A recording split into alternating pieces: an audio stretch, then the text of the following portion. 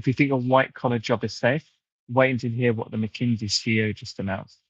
I think we're seeing one of the largest splits in the job market in history.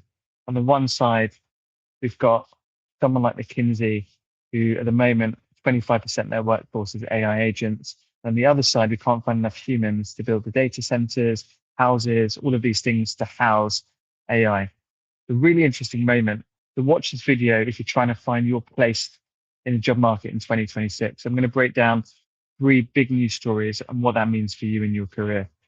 First one, I want to talk about construction, and this is fascinating. I'm going to share my screen,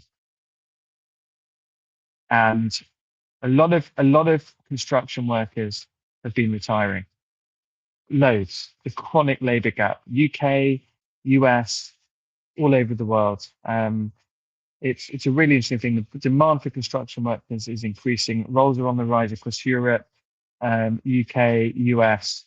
We can't find enough people, builders, mechanics, plumbers, electricians, to build the data centers, the houses we need, all of these things. They're just not coming through. I remember when I was growing up, it used to be people didn't do that job.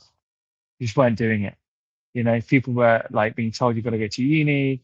And we've just missed, I think, a whole generation of people like this. In the US, it's similar. I remember, I think Ford announced recently they're paying $160,000 for $160,000 a year for mechanics, all of this stuff. Like it's a really, really interesting career path. So I would encourage young folks, if they're thinking through whether they want to go to university, whether they don't, just think through like skills, what you want to do, one of those things, and just consider it. Consider it as a career choice. This is something that right now AI is not replacing, and this is where the demand is. And as you know, green energy, AI, all of that stuff requires building stuff. It requires humans right now until it doesn't. That's a big one for me. I would really, really think carefully. The other thing with that as well is you're seeing wages increase. Less humans, more demands. So, you know, you can pivot into this. So if you're in an industry, even if you're mid-career, you don't have to be at the start of your career. If you're mid-career thinking that, hold on a sec, AI can do exactly what I do, maybe think through like retraining as something manual, plumber, electrician, mechanic, something like that. Really, really interesting. I wanted to cover the second story, the McKinsey article. This is interesting. The CEO was on a panel at CES in Vegas last week. I listened to it. He was talking about the same thing. And I think this trend is only going to increase. So this is on Business Insider. Bob Sternfels, CEO of McKinsey, announces 60,000 employees, 25,000 of them are AI agents. Super interesting. I think we're going to end up with an agent per human, which means less humans, more agents. Amazon are doing the same thing. There's a wonderful graph of Amazon's human employee count versus the AI employee count. The AI is going up, humans are slightly going down. So you've really got to think very carefully about where you are. So McKinsey, just to kind of crack the numbers there, 40,000 humans, 25,000 agents. It's a massive ratio, and they want it to be 1-to-1 within the next 18 months. It's crazy. He's got this 25 squared rule. So Sternfeld mentions client-facing roles are growing by 25%, while non-client-facing roles are shrinking by 25%.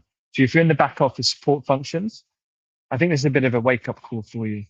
Start to retrain, start to think about what else you can do. Maybe, you know, go into something manual, maybe do something different.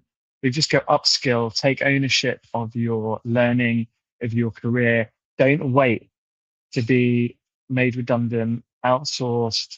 You know, you can kind of see it coming. And these agents, the numbers are outstanding. They created 2.5 million charts last year. They saved 1.5 million hours. This is the work that junior analysts used to do to earn their stripes. So that rung of the ladder is gone. A lot of young folks who used to do this manual work, they used to come in, train, learn, and then you start moving up the ladder. That rung is gone. Again, I'm going to talk about that in another video. And this isn't just McKinsey. I'm not, blagging McKinsey here. It's a blueprint for every Fortune 500 company in 2026. So if you aren't managing an AI agent, you might be replaced by one. To think that through. Um, the human premium, I want to move on to that because, if you're, I think for me, it's about quadrupling down on human skills, doing jobs that require the human touch. And something that, like for construction, it's booming because robots can't plumb a toilet yet. Consulting is shrinking because robots can do it. So what does that mean for you? Is there a safety zone? So I think there's a few kind of spots really. Like look at the top of the tree, top of the food chain, top of an organization. The pyramid structure, difficult to get there.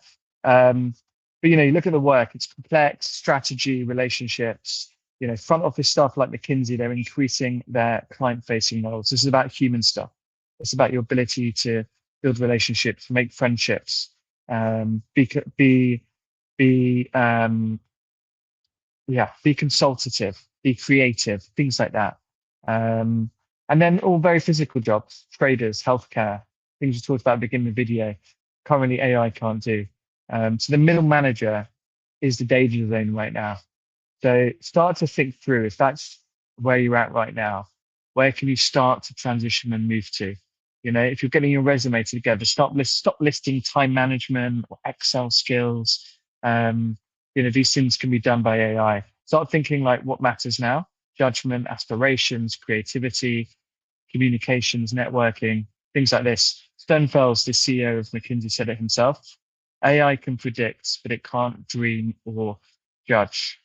So very interesting.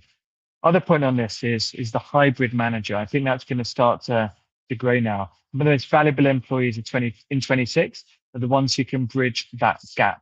So the ones that can manage humans and a fleet of AI agents. And I think maybe this is the new senior manager role as we start to evolve into this like kind of new era.